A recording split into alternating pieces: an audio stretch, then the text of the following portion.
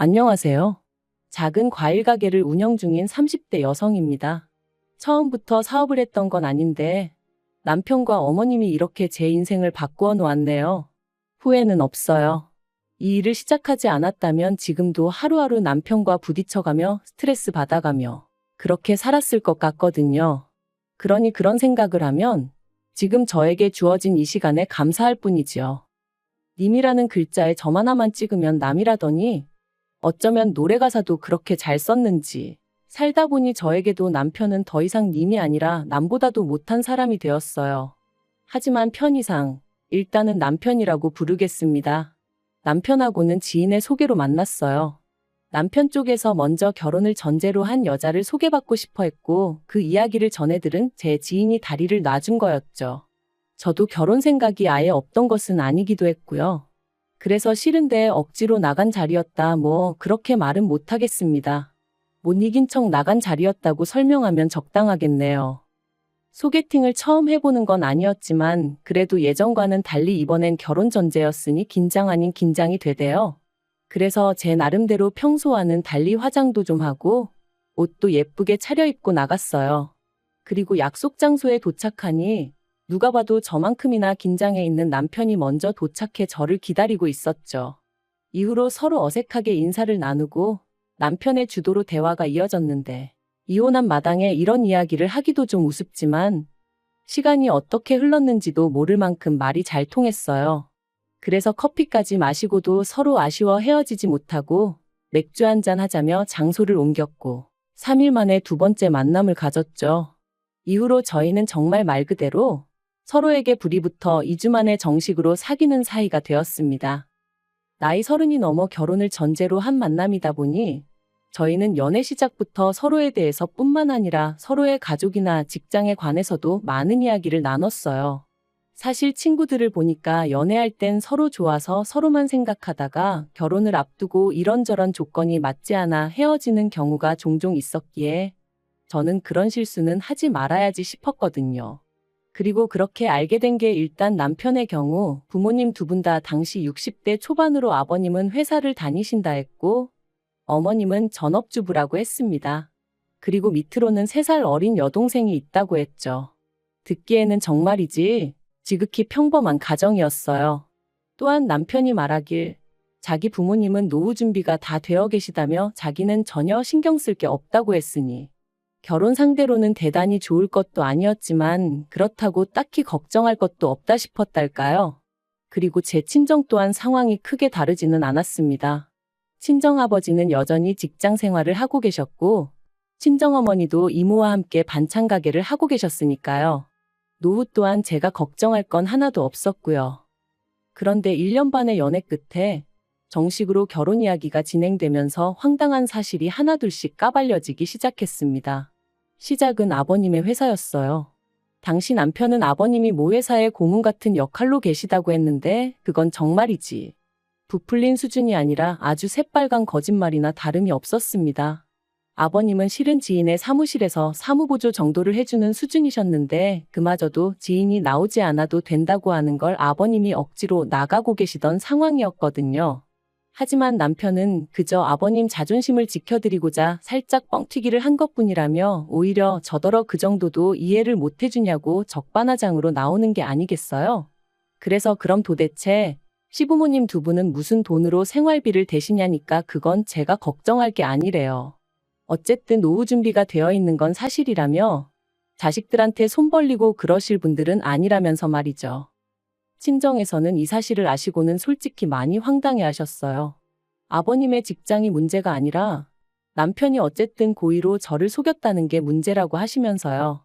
하지만 나오던 결혼 이야기를 없던 일로 하고 헤어지라 말씀은 차마 못하시는 눈치셨습니다. 왜냐하면 이 일이 있기 전까지 적어도 남편과 저 두 사람만 놓고 보자면 정말 알콩달콩 예쁘게 잘 만났거든요. 싸워서 울고 짜고 하는 일도 없었고 게다가 남편이 저희 친정부모님을 뵙기 전이었음에도 불구하고 생신이면 케이크 사서 제 손에 들려보내, 명절에는 과일 보내. 나름대로 잘했던 건 사실이었으니까요. 그래서 저희 친정부모님도 비록 직접 만난 적은 없었지만 무척이나 좋게 생각하고 계셨습니다. 특히 친정아버지는 제가 결혼하면 사위를 아들이다 생각하고 잘해주시겠다며 정말 기대가 크셨고요. 그러니 실망하긴 하셨어도 헤어져라 소리는 차마 못하시는 눈치셨죠. 그리고 무엇보다도 저도 남편에게 실망한 건 사실이었지만 그렇다고 사랑하는 마음이 순식간에 사그라들진 않았으니 말이 나왔으니 말이지만 답이 그게 아닌 게 뻔히 보이는데도 잘못된 결정을 내리는 사람들 보면 사람들이 지 팔자 지가 꼰다 그러잖아요. 저도 사실 그런 사람들 중 하나였고요. 그런데 막상 저도 제가 선택을 해야 하는 입장이 되니까 머리로는 하나를 보면 열을 안다고 헤어지는 게 맞는 것 같은데 자꾸 마음은 한 번만 더 믿어볼까 그런 생각이 들대요. 그래서 결국 남편과 부부의 연을 맺었습니다. 하지만 제 선택을 후회하기까지는 정말 오랜 시간이 걸리지 않았어요. 결혼한 지 2달이 되도록 남편이 경제권을 넘겨주지 않아서 결국 작정하고 제가 따지고 들었는데 그제서야 남편이 실은 시부모님 생활비를 대드리고 있었다는 걸 털어놓았거든요. 그것도 1, 20만 원 수준이 아니라 한 달에 무려 100만 원씩이나 드리고 있었죠. 어이도 없고 황당하고 제가 이제껏 드린 걸 돌려받아 와라 그런 억지는 쓰지 않겠다. 하지만 앞으로는 그렇게 못 드린다 했어요. 그런데 남편이 자기가 드리던 걸 안 드리면 당장 시부모님은 어떻게 살라는 말이냐며 그럼 제가 모시고 살 거냐고 뻔뻔하게 나오는 게 아니겠어요? 그래서 노후 준비 다 되어 계시다고 하지 않았냐. 자식들에게 손 벌리는 분들 아니라면서 이게 말이 되냐 하니. 이제 시부모님 연세 60 좀 넘으셨는데 어떻게 벌써부터 노후 자금을 쓰라고 하냐면서 자기는 그렇게는 못한답니다. 그럼 두 분 다 제대로 된 일자리라도 알아보게 하셔라. 특히 어머님은 어디 편찮으신 것도 아닌데 왜 집에 계시냐 했더니 그 연세에 어디 가서 일을 하시냐며 저에게 못됐다 하는데 정말이지 노후자금을 쓰기엔 너무 젊고 일을 하시기엔 너무 늙었다는 남편의 문혼일을 도무지 당해낼 수가 없었네요. 그래서 결국 저희는 결혼한 지 3달 만에 네 돈은 네 돈 내 돈은 내 돈 말 그대로 반반 결혼 생활을 시작하게 되었습니다. 가뜩이나 얼떨결에 신혼집도 친정에서 해주셔서 이렇게까지 결혼하는 게 맞나 긴가민가 했는데 반반 결혼 생활까지 하게 되니까 솔직히 기분이 정말 별로였어요. 하지만 여기서 끝이 아니었습니다. 이제 와서 말이지만 아무리 사랑했던 사이라도 거짓말과 돈 문제로 자꾸만 부딪히니 마음이 빠르게 식어만 가더라고요. 그런데 정작 남편은 아무 일도 없었던 것처럼 행동을 하니 저 인간이 미친 건가 아니면 내가 못된 건가 싶어 자괴감도 심해져 갔죠. 하지만 어쨌든 이미 결혼은 했고 싸운다고 상황이 나아지면 모를까 오히려 스트레스만 더 심해져 갔으니 다른 부부들도 별반 다르지 않을 거란 나름의 위로를 하며 그렇게 결혼 생활을 이어나갔습니다. 그런데 그렇게 1년쯤 지났을까? 하루는 남편이 뜬금없이 식당을 하고 싶다대요? 식당이라니 할 줄 아는 건 라면 끓이는 것밖에 없었으면서 말이죠. 제가 뜬금없이 웬 식당이냐 그거 아무나 하는 거 아니다 했습니다. 그런데 남편은 어디서 뭘 보고 그런 확신을 얻었는지 자기가 기똥찬 아이디어가 있다면서 자기만 믿어라 어쩌라 난리도 아니었어요. 하지만 장사도 돈이 있어야 하지 남편이 얼마나 돈을 모았을 것 같지는 않았거든요. 그래서 그래 당신 마음대로 알아서 해 했습니다. 말로만 저러다 말겠지 설마 뭘 어쩌겠나 싶었거든요. 그런데 제가 남편을 너무 과소평가했던 모양입니다. 식당 이야기가 나오고 정말 2주도 안 돼서 남편이 회사에 사표를 썼다며 저한테 통보를 해왔으니까요. 아무리 반반 결혼 생활을 하고 있다지만 눈앞이 깜깜해지는 기분이었어요. 남편은 저한테 피해가는 일은 없을 거다. 오히려 제가 자기 덕을 보게 될 거다 하며 큰 소리를 뻥뻥 쳐댔지만 별 믿음도 안 갔고요. 그런데 이게 웬걸요? 회사를 관둔 지 2달 만에 남편은 보란듯이 서울 시내에 있는 식당을 인수했어요. 저도 말은 안 했지만 속으로 정말 깜짝 놀랐답니다. 그래도 원래 장사하던 가게를 인수했으니 권리금이랑 보증금이랑 못해도 몇 천은 들어갔을 것 같았는데 그 돈이 다 어디서 났나 싶기도 했고요. 하지만 알아서 괜히 골머리 썩느니 모르는 게 낫겠다 싶어서 굳이 묻지 않았죠. 초반에는 남편이 나름대로 기합이 바짝 들어가서는 아침 9시에 나가 새벽 4시에 들어오는 생활을 이어갔습니다. 그리고 그런 남편을 지켜보면서 저는 하마터면 거의 감동할 뻔했어요. 하지만 역시나 반년도 되지 않아 남편은 언제 그랬냐는 듯 점점 풀어지기 시작했고 급기야는 가게 오픈 시간도 자기 멋대로 바꾸는 거예요. 그래서 제가 그렇게 장사하면 손님들이 찾아오겠냐 한마디 했더니 그럼 네가 한번 해보던가 하며 버럭 소리를 지르는 게 아니겠어요? 어이가 없었죠. 내가 지더러 장사하라 그랬나 괜히 멀쩡히 다니던 회사는 때려치고 왜 나한테 화풀인가. 사실 가게 열고 나서는 그래도 남편이 열심히 하는 게 안쓰러워서 생활비도 3번이나 안 줬는데 제가 아무 말 안 하고 그냥 넘어갔거든요. 얼마나 없으면 저러겠나. 못 주는 사람 속은 오죽하겠나 생각하면서 말이죠. 그런데 그런 저한테 미안해한다거나 고마워하는 기색은 없고 화풀이만 해대니 기도 안 차더라니까요. 그리고 급기야는 남편이 권리금이고 보증금이고 뭐고 모르겠다며 아주 배째라는 식으로 나오기 시작했습니다. 제가 미쳤다고 한두 푼도 아닌데 그런 소리가 나오냐니까 저더러 네 돈도 아닌데 무슨 상관이냐는 거예요. 그런데 더 어이가 없었던 건 남편이 그렇게 나오자 어머님이 난리셨어요. 알고 보니 남편 가게를 차려준 게 어머님이셨거든요. 어머님은 무려 8천만 원이란 당신 돈이 들어갔다며 그 돈을 저더러 갚으라셨습니다. 제가 어이가 없어서 저랑 상의를 하고 남편한테 빌려주신 것도 아닌데 그 돈을 왜 제가 갚아야 하냐고 저는 못 갚는다 했어요. 그리고는 남편더러 당신 어머니 돈인데 아깝지도 않냐. 정신 차리라 몇 번이나 어르고 달랬지만 도통 들어먹지를 않대요. 그런데 그 무렵 안 좋은 일은 몰려서 온다더니 제가 다니던 회사가 부도가 났습니다. 언젠가부터 흉흉한 사무실 분위기가 마음에 걸렸는데 결국 사장이 직원들을 모아놓고는 미안하게 됐다며 더는 방법이 있네 없네. 그리고는 대부분의 직원에게 해고를 통보했죠. 직원들 몇몇이 이렇게 나갈 수는 없지 않냐며 법적으로 한번 붙어보자고도 했지만 그게 말처럼 쉬운 일도 아니고 그래서 일단은 어떻게 상황이 진행되는지 알려달라 하며 저는 저대로 또 살 길을 찾아 나서야 했어요. 그리고 그런 와중에 남편은 하도 죽겠다며 사람을 보채대니 가게에 한번 나가봤는데 사실 그전까지는 자기 멋대로 결정하고 판 벌린 남편이 미워서 가게에 가본 적이 없었어요. 한창 남편이 열심히 하던 때는 방해가 될까 싶어 못 갔고요. 그래서 제대로 가본 건 그때가 처음이었는데 여길 왜 말아먹지 싶을 정도로 위치도 너무 좋고 한마디로 이해가 안 되는 거예요. 처음엔 당장 출근도 안 하겠다. 남편을 도와줄까 싶었어요. 하지만 정작 남편은 거의 포기한 상태로 무념무상인데 자칫하다간 저 혼자 독박 쓰게 생겼더라고요. 그래서 남편더러 정말 가게 접을 거냐 물으니 그럴 거라길래 그럼 나한테 팔라고 했습니다. 그러니까 남편이 그게 무슨 말도 안 되는 소리냐면서 팔고 자시고 할 게 어딨냐고 그냥 저더러 나와서 도와주면 되는 거 아니냐대요. 그렇게는 못한다 했습니다. 보나마나 당신은 나를 직원 부리듯 할 거고 어머님은 어머님대로 당신 돈으로 차렸다 하시며 온갖 생색을 내실 게 분명하다고. 그러니까 난 무턱대고 나와서 일 도와주고 그렇게는 못한다 했죠. 나한테 아예 전적으로 팔던지 아니면 접던지 당신 하고 싶은 대로 하라면서요. 그리고 저는 그렇게 어머님의 가게를 인수했습니다. 다만 저도 모아놓은 돈이 많던 건 아니었던지라 친정어머니에게 상의를 드리니 어머니가 당신이 인수하겠다 하셔서 저희 어머님 대 친정어머니 간의 거래로 이루어졌지요. 지금 생각해보면 저도 정말 무슨 깡으로 그랬는지 모르겠어요. 그런데 정말 가게 자리가 좋아서 조금만 신경 쓰면 잘 풀릴 것 같은 확신이 들었달까요? 그리고 나중에 듣기론 친정어머니는 어머니대로 제가 확신이 있으니 한번 밀어줘보자 싶으셨다대요. 그리고 그때부터 저는 정말 하루에 길어야 4-5시간을 자가며 가게 일에 몰두했습니다.